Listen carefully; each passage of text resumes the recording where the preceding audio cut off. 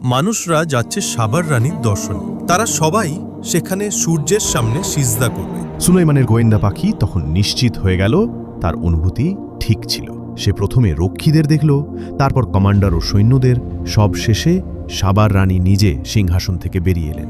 তিনি তার সিংহাসন থেকে নেমে জনগণকে নেতৃত্ব দিলেন। তিনি তার দুই হাত উঠিয়ে সূর্যের সামনে সিজদা করলেন। সব মানুষ তার সঙ্গে সিজদা দিল।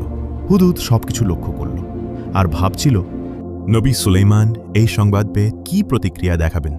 সে তৎক্ষণাৎ উড়াল দিয়ে ফিরে এলো।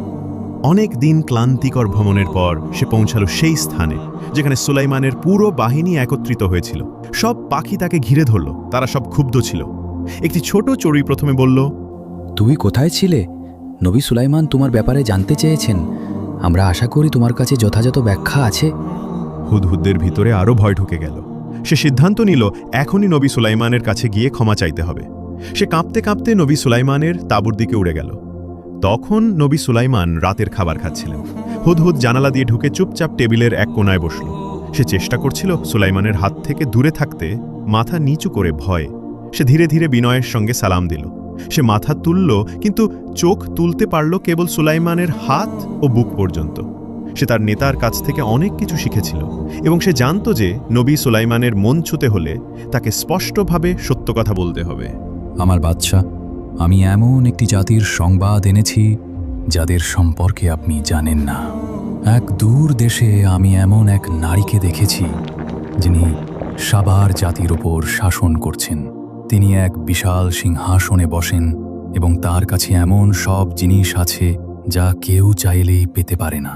কিন্তু আমি দেখেছি তিনি এবং তার জাতি আল্লাহর পরিবর্তে সূর্যকে সিজদা করছে।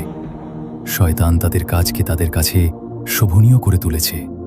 এই শব্দগুলো ছিল শক্তিশালী। হুদহুদ দেখালো তার অনুপস্থিতির পেছনে সত্যিকারের একটি কারণ ছিল। সে ছিল একটি গুরুত্বপূর্ণ মিশনে। নবী সুলাইমান জবাব দিতে শুরু করলেন, অবশ্যই আমাদের যাচাই করতে হবে তুমি যা বলছো তা সত্য কিনা। আমি একটি চিঠি লিখব, তুমি এটি তাদের কাছে পৌঁছে দিবে এবং দেখবে তারা কি প্রতিক্রিয়া দেখায়। হুদহুদ চিঠি নিয়ে দ্রুত উড়ে গেল সাবার দেশে। সে রাজপ্রাসাদের বাগানের একটি গাছে নামল এবং রানীর কক্ষ খুঁজতে লাগল। সে দেখল একটি বিশাল কক্ষ, যার বড় একটি বারান্দা ছিল। বুঝতে পারল এটাই রানীর ঘর। চিঠিটি ঠোঁটে নিয়ে সে উড়ে গেল খোলা জানলার দিকে এবং ভেতরে প্রবেশ করল। সে সিদ্ধান্ত নিল ছাদের একটি স্থাপনার পেছনে লুকাবে। সে বাইরে তাকিয়ে দেখল রানী বিছানায় ঘুমাচ্ছেন। তার চুল বালিশের ওপর ছড়িয়েছিল।